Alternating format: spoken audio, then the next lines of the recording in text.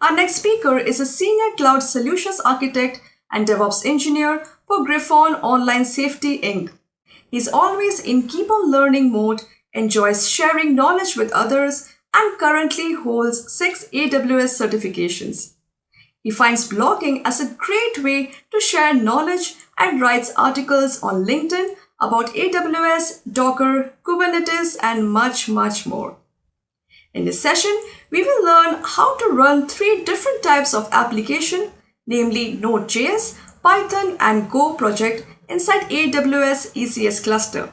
We shall also see how to implement CI/CD using AWS Code Pipeline, AWS Code Commit, AWS Code Build, and AWS ECS.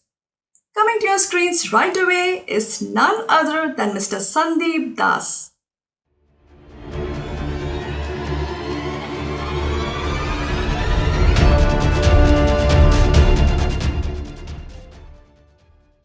Hey everyone, welcome to this session. In this session, we will learn about what exactly is a microservices. Then we'll learn about what is continuous integration. Then we'll cover what exactly is continuous delivery and what is continuous deployment and what is the difference between them. And then we'll learn about what are the tools that is provided by AWS to do CI/CD and microservices. And after that, we'll just cover the basic concepts of AWS ECS so that we'll get familiar with the basic concepts.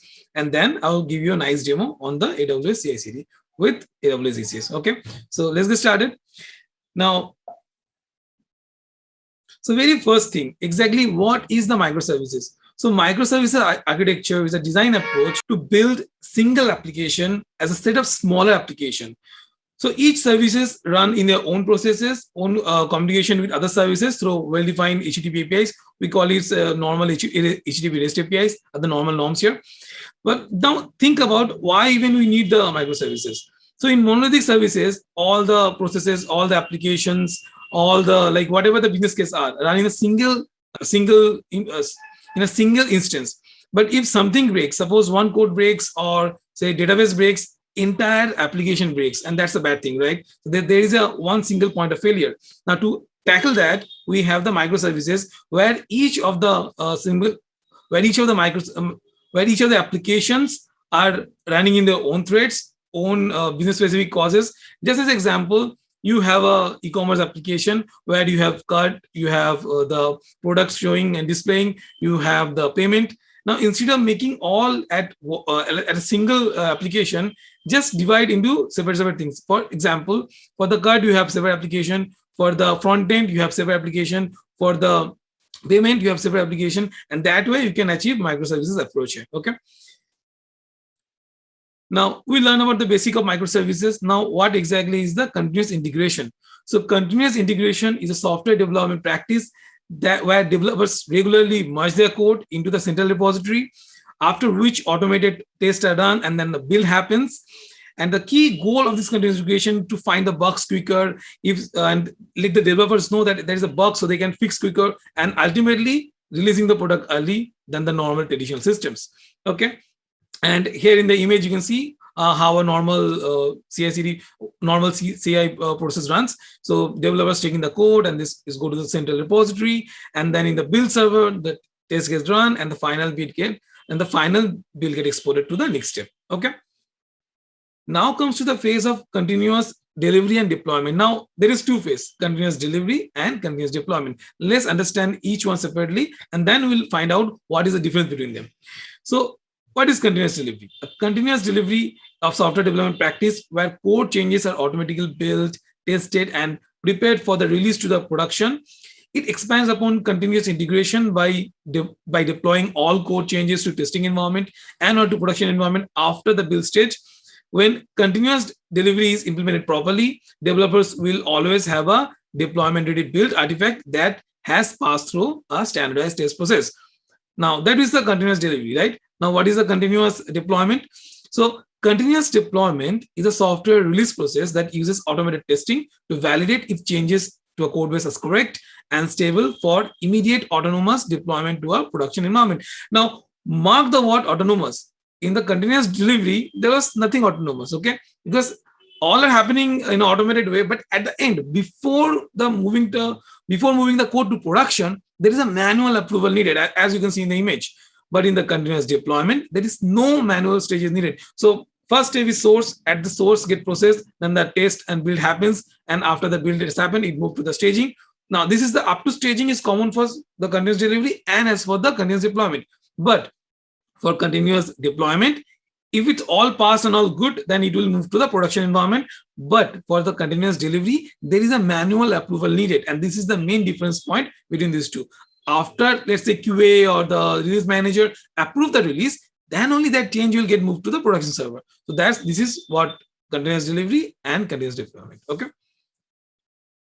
Now let's learn about the AWS tools for CI/CD and microservice. Now AWS gives us a lot of tools, okay? And out of them, which is specifically to the CI/CD process, I will explain now. So the first application is the AWS code pipeline. Now AWS code pipeline gives us a way so we can like design and orchestrate the flow of the CI/CD process, like the build, then the test, or maybe the parallel testing, and then the staging and the production. So this flow we can design in the AWS code pipeline. Now to the AWS code build. So AWS code builds are more required for the build phase. So suppose you have any code and then code may output some binaries or maybe output some, then needs to install some modules, which like in the production, before moving to production staging, you should install the binaries, install all this, and then you should run a test to see that working fine or not, right? So that build or that final output getting built using the AWS code build. Okay. And think of it like a Docker build or maybe your Python final application or maybe your final Go binary. So all that can be built using the AWS code build. Okay. Now, what is then AWS code deploy? So AWS code deploy, you can, from the name, you can already understand it's more of the deployment part. So suppose you have 100 or maybe thousands of EC2 instances running and you want to deploy one change to all the servers, you can do it easily via the AWS code deploy. And suppose there is any problem, any issue you have faced, you can simply revert back to the previous release. So code deploy manage all the revisions, and if there is any problem happens, you can revert back, and suppose all good, then you can release all the changes, and you can do it in multiple ways. So you can say like we want to update one server at a time. So one by one, suppose you have 100 servers, so one by one it will get updated. Now let's say you have 1,000 servers. Now 1 by 1,000 servers is kind of crazy, isn't it? What you can do here, you can say around 10 server at once or 20 server at once. So you can do all that via the code deploy. Okay. Now let's come to the AWS code commit. Now what is AWS code commit? AWS code commit is the main central repository for think of it like a Git repository or GitHub or say Bitbucket. So where you store your actual code and then you do the rest of the stuff, isn't it? It's a version management. So, and AWS code commit is the managed Git version management for your AWS account. So you can simply have your code, create a repo in your AWS code commit and store all your code in the AWS code commit. And that code, then you can, that code you can process in AWS pipeline via AWS code build. And then you can move that final build to the AWS code deploy to any EC2 instances or wherever you want to push that code changes. So that you can do.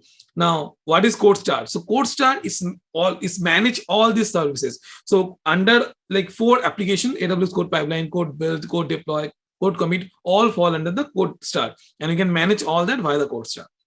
Okay. Now we have covered the CI/CD tools that provided by the AWS. Okay. Now let's understand now the microservices. So what is a microservice? I already explained. So there is nothing new to it. Now, what are the tools? So first tool is AWS Elastic Container Service or ECS. That is today's topic. So Amazon Elastic Container Service is a highly scalable, high performance container management service that supports Docker container and allows you to easily run applications on managed cluster of Amazon EC2 instances. Okay. So simply you have a Docker application, you want to run it somewhere, you can easily run in a AWS ECS, and whatever that runs perfectly in your local, and that's supposed to exactly same way can be done in ECS. That's the flexibility ECS brings to you. And of course, you can manage complicated scenario, microservices, which one of the today's use case, and all that via the ECS. And then you have the Lambda. So Lambda, more of a serverless function for suppose you have any application you want to run, and that is you can run based on some particular event. And you don't want to run all your application all the time. Instead, whenever the event occurs, in that case, AWS Lambda is the perfect use case for that. Okay.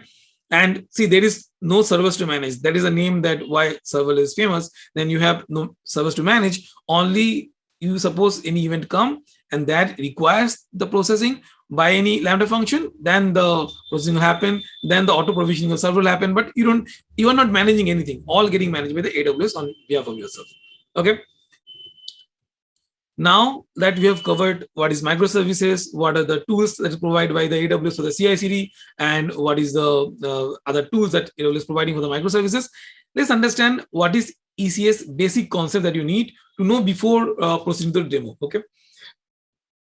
So to learn AWS ECS, you must understand the basic of these things. First, ECS cluster. So ECS cluster is one or more servers that ECS can use for deploying Docker containers. Then you have container instance. So it's a single node in ECS cluster. I will show you anyway, so don't worry. I will explain a lot more while showing the demo. Then you have ECS task. So one or more Docker container that should run as a group on a single instance. Okay, that we call ECS task. Then we have ECS task definition, or that as known as ECS container definition. It's a JSON file that defines an ECS task, including the containers to run, the resources like memory and CPU, those container need, and the volume to mount, the environment variables to set, and so on. So you can define all that in the ECS task definition. Then we come to the task definition division. So any new changes you want to make to your task definition, let's say you want to add new environment variable, let's say you want to like change the CPU or RAM parameters. Now you cannot do that change in existing task definition. What you have to do, you have to create a new version of the task definition, and that's we call ECS task definition division. And that new division actually need to be deployed in a task or in the service. Now, what is the service? So a way to deploy and manage long-running ECS tasks such as web service, and this service can deploy your task across one or more instances in ECS cluster, restart any failed task, and route traffic to your task using an optional elastic load balancer application or any kind of load balancer. You can do that. Okay. Now let's understand the server. Why we need a service?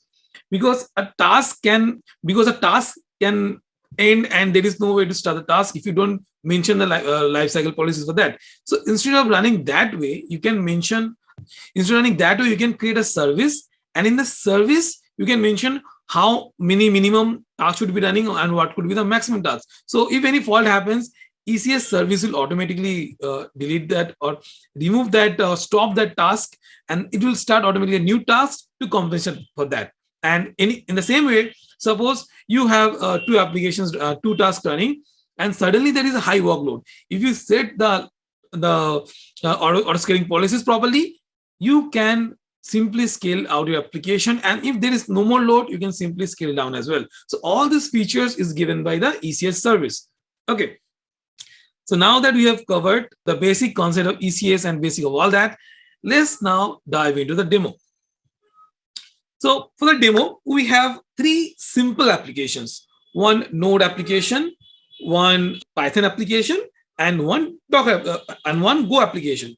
And you can see from the simple look of that code, it's a simple code of like service one, and they're saying what are the status. And for that particular application, we have a Docker file. Now let me share the screen and show you the source code so you will understand better way.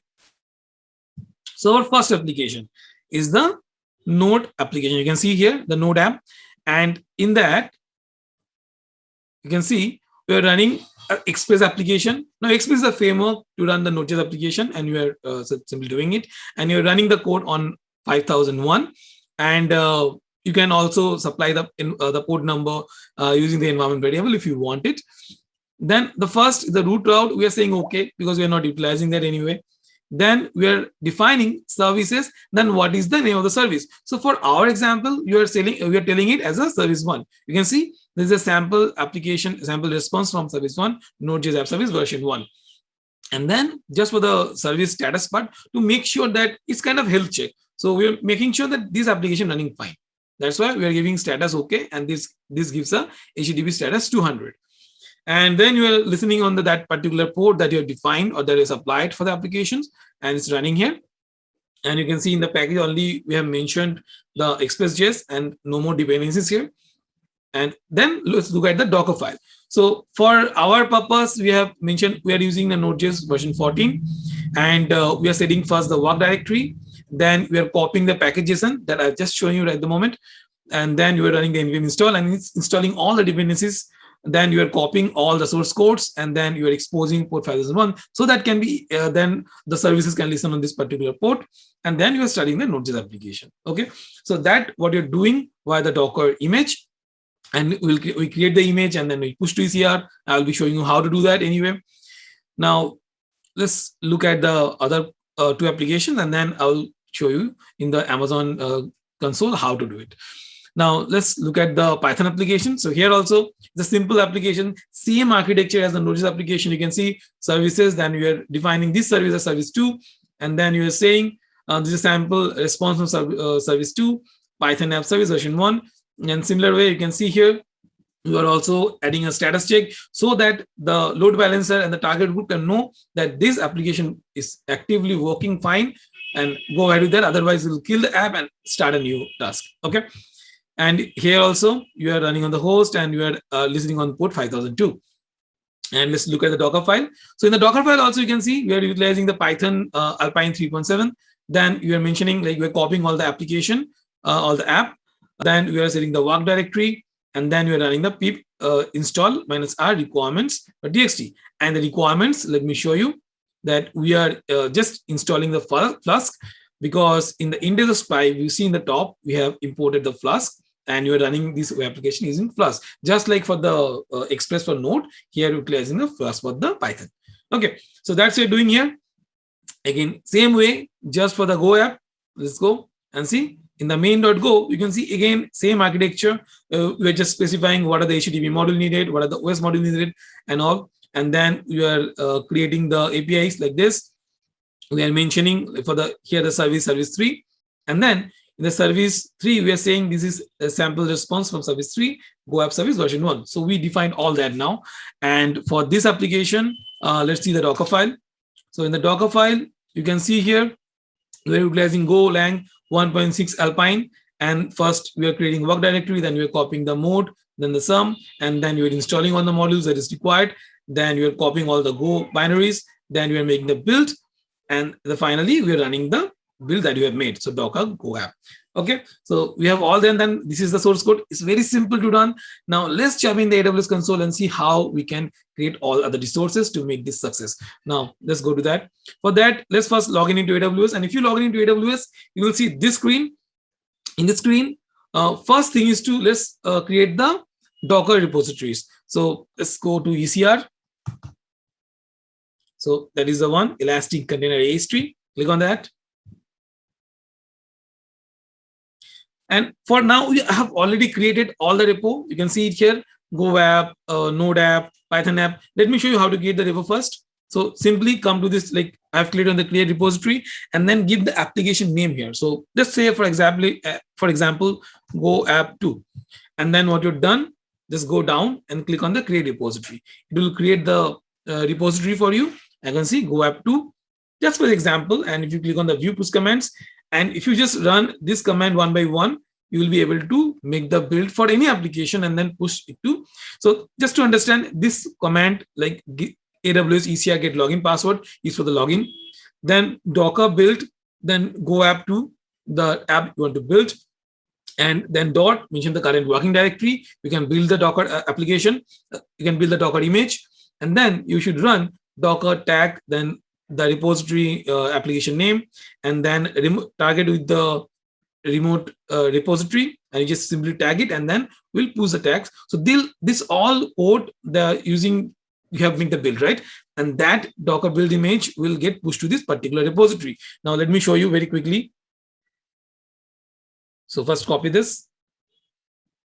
Let's go to the Go app, just as an example. You can see it will log in. Now to log in, make sure that you have configured AWS CLI first, otherwise it will not work. Okay. So just for example, it will log in. And after you log in, you can run simply this command and see login succeed. Now run this command and it will start the build. let me start the Docker first. So if you don't have, yeah, for this you need the Docker application or Docker desktop to be installed. Otherwise, you will be not able to make the builds. So make sure that you install the Docker desktop or whatever Docker binary needed for your OS. Okay. You can see Docker is getting started, and it will take few seconds, and then we should be able to make the builds. And let's see.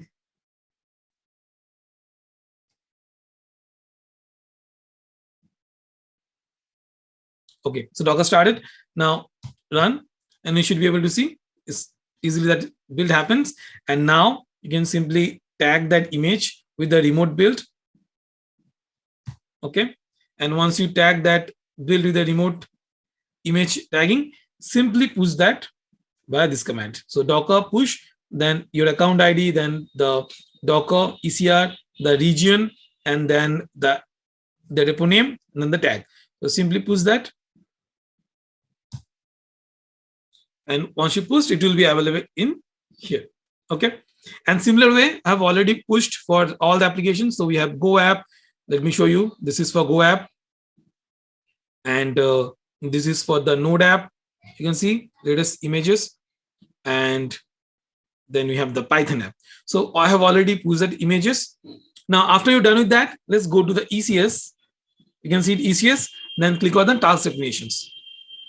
So I've already also created the task definition for Go app. You can see Go app task definitions, Node app task definition, and Python. Let me show you the Node app example. You can see, so if you click on the task here, you can click on the JSON. You can see I have mentioned all the configuration. Now, if you want to create a task definition, simply click on task definition, and you can see the option here. Click create task definition, and then we should go for the EC2 because I'm running EC2 based cluster.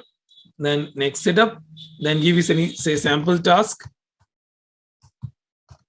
Then simply give it a role. Simple. So if you don't have a role, give it blank and we'll create for you.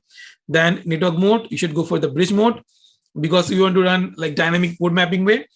Then go down and say how much RAM and how much CPU you need. So it's in GB, so you can mention 1000 MB or 1 GB as you wish. You can see it here.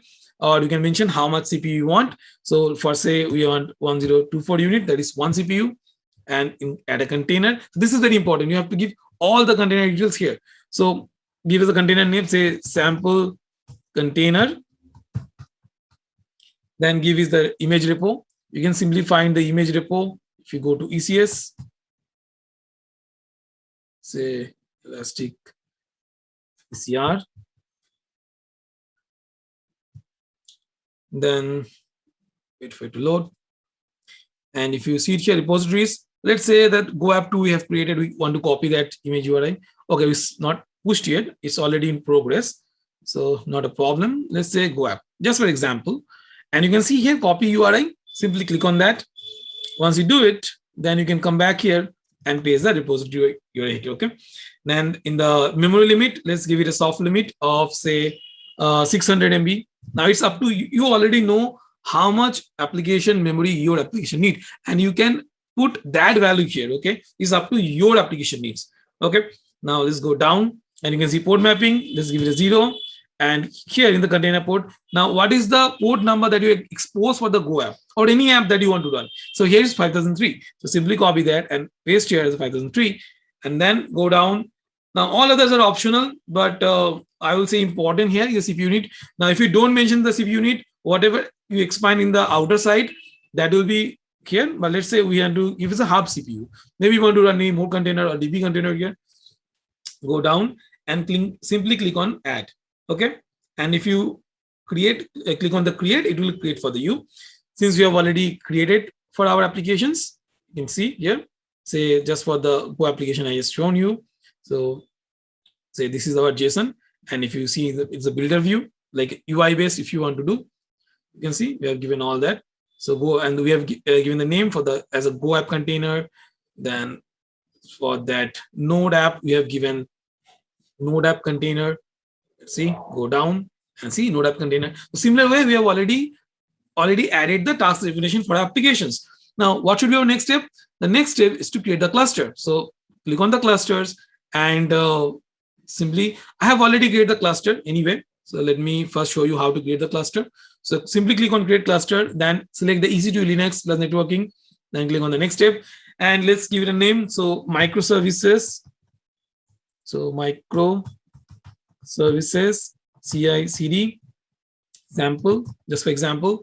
And then what should you give? Now, again, this instance tab selection should be based on your needs.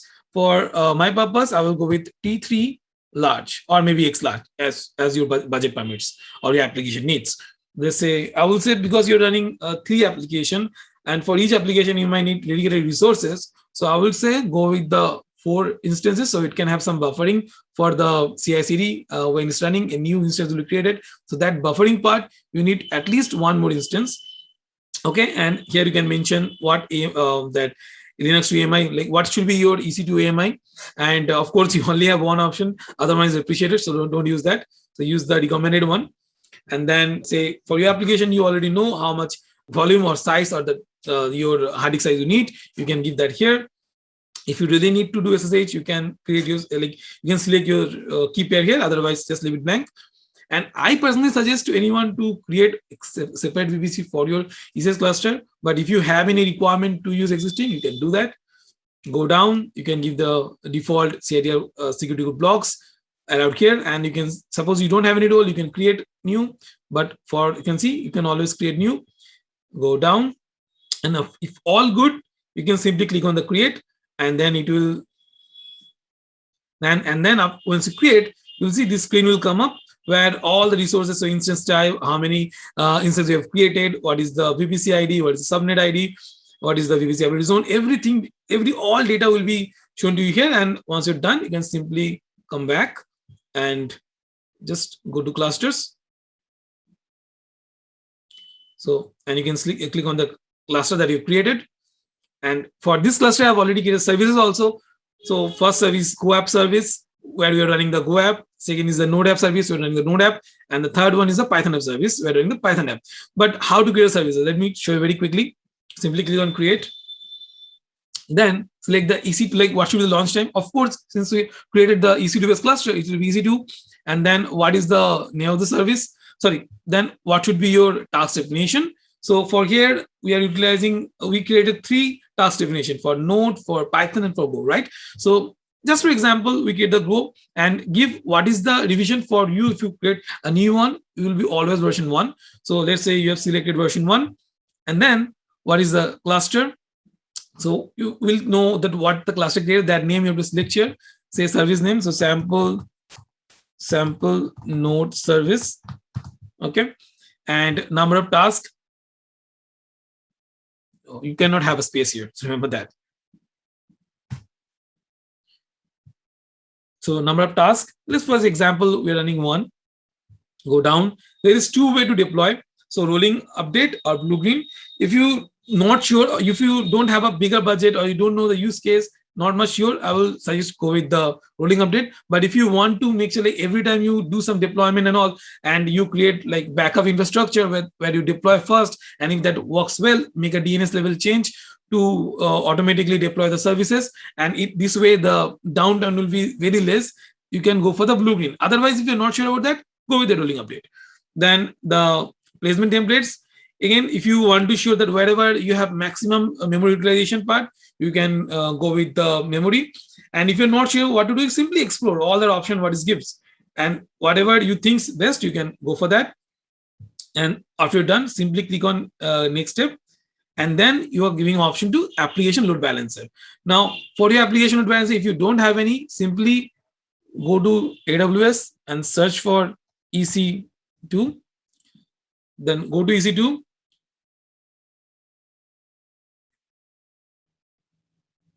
Then go down, and there is a option called load balancer. So let's say click on load balancer. And I have already created the load balancer for application, but just for an example, how to create it. So click on application load balancer, then give it like sample load balancer. And now very important here, when you created your application, you know that what is your VPC ID. So for example, our case, it's A952. Now, while creating the load balancer, you have to make sure you select that one. Otherwise, you will be not able to map the dynamic port for this. Otherwise, you'll see a lot of problems. So, and select the tasks and select the availability zones for that. Now click the configure the security groups. You don't have any, so simply create a new security group, and let's call it sample LB, and copy that and paste here. Then go down, simply click on configure routing, and you can see it here. Then it will, now this this target group will not use, but just we have to create for proceeding next step. So say sample TG, then click on next register target, and in the register target case, don't do anything. Simply click on next review, and once your thing all good, simply click on create, and once you do that, it will like give you a page like this. So successfully created load balancer, and for our case, we had created the microservices app LB. Okay. Now let's come back. Once you've created all the services, simply, and if you click on that option here, and if you go forward, it will create the service for you. So here you can see it will be like this screen, and just like these steps, we will create other two services. So one for the Python app and one for the Go app, and it will look like for the Python app, it will be this. Once it's done, and similar way you will create for the Go app. And once you have created all the services, simply go to the EC2. Let's go to the EC2.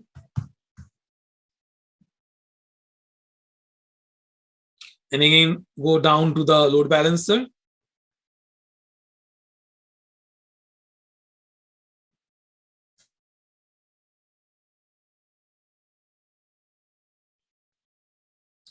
And simply click on this TNS name, copy that. And let's say paste it. Then our first service is service 1, isn't it? So it will show Node app service version 1. That exactly while showing the source code, I've mentioned that. Similarly, go to the service 2. You can see it's giving version 2, and similarly version 3 is giving version 3. Now, while creating the services itself, I have mentioned all that. Okay. Now once you're done with creating the cluster, so it's ECS.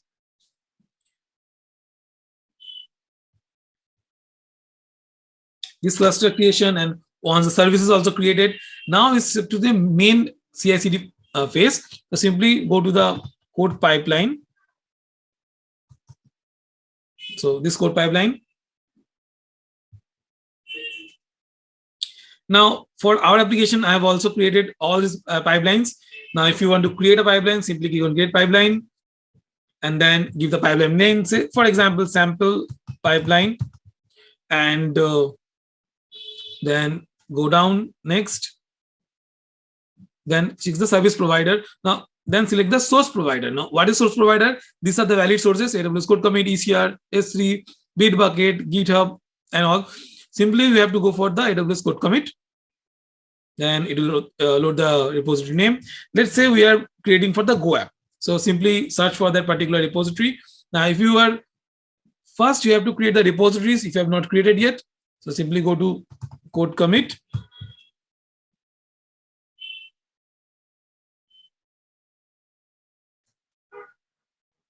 You can see I have created all the repositories. Just click on this create repository and enter the name. Then your repository will be created, and you can start pushing the changes if you follow the instructions. So for our Go app, we already have the master branch, and we have pushed all the changes. Now, same way the branch name, you can see master already came up. Then we should click next, and then we have to check the build stage. Now for that, you have to select AWS code build. Now these are the options: AWS code build, Jenkins, and all. Then you have to select the code build. If you don't have any project, you can simply click on the create project, and if you fill all the details as mentioned here, so project name, description, the manage image. So select the operating system as Linux 2, and then runtime standard. The image should be always go for the latest one, because that is the better one. And this option, privilege mode, is very, very, very important, because if you don't enable the privilege mode, you'll be not able to run the Docker builds. Okay. Then go down, select the create new service role, additional configuration. You can, if you want to change anything, you can change it here. Say, for example, it's okay to go with the 3 GB 2 CPU. If you want more resources, you can change it. And after you're all done with that, simply select the build spec. Now build spec, let me show you the build spec I have for all application I've created. It's all the same. Okay, that's why we'll create only single code build project to run all the pipelines. So you can see it here, it's same just like how we created the build and push to the ECR. Same step here. We are just mentioning the pre-build phase. We are preparing the environment. We are logging into ECR. We are creating the variable repository UI. Then we are in the build phase. We are running commands to make the build. So build, you can see we are creating the tag name and the image name that is supplying by the environment variables. Then we are giving like Docker tag. We are tagging that. And the post build, when the Docker build is done, you're pushing to the ECR and you are creating an image definition file, which will be required for the deployment part when you deploy the particular service. So that's done. And then it will, then as an artifact, it will pass the image definition.json. So simply go back and go down. You can see once you have created, you can simply select the project that you have created and simply click on the next step here. Now, before that, previous step, you have to add all the environment variables. Okay. So what are the environment variables? Simply look at this file and you can see what are we supplying. So we are giving AWS region. So give that value as per your account, then give the AWS account ID. So again, now you can find all that data from the ECR repository when you're pushing that. So just for example, when pushing, we have already mentioning this, like where we are pushing it, right? See, this is the account ID. Then this is the that your availability zone and all that you already. So this is the region, and you can mention, just copy all the details here in this environment variables. Once you're done, simply click on create, click next. So we have to remove the values otherwise. So you will create for your, I will show you what are the values exactly I have added. So next is the deployment profile. Now this is very important, where you have to select the AWS ECS, and then you can see the cluster name. Select the cluster name, that is microservices CSS cluster. Then what service on to target. So it's a Go app we are creating as example. So you should select for the Go app service. And the file name is image definition file. So you don't have to give any name. But if the file name is not this, okay, you have to, if this file name is not this, you have to give the custom name that you have given. Okay. And once you're done, if you click on the next, if first clicks all good, you can click on the create pipeline. Now we have already created all the pipeline for applications. We can come to here. You can see. Now let's try to push a change and see how that works. Okay. So let's go here and stop this because we don't need anymore. So create it and let's go to our Node.js application. So Node app, and we have in our Node application, let's say version 1. Let's make it version 2. And let's git app add -a, then git commit. Say version 2 changes. Okay. Once you're done, git push origin master and push the changes. As soon as you push the changes, just wait. It's pushed, right? If you come click on the Node application pipeline, you will see it will start automatically the pull process. So it will pull the code from the source. Just wait for that. See, it's already started. It pulled the code source from the code, and then it will start the build process as soon as the pulling is done. So let's wait for that.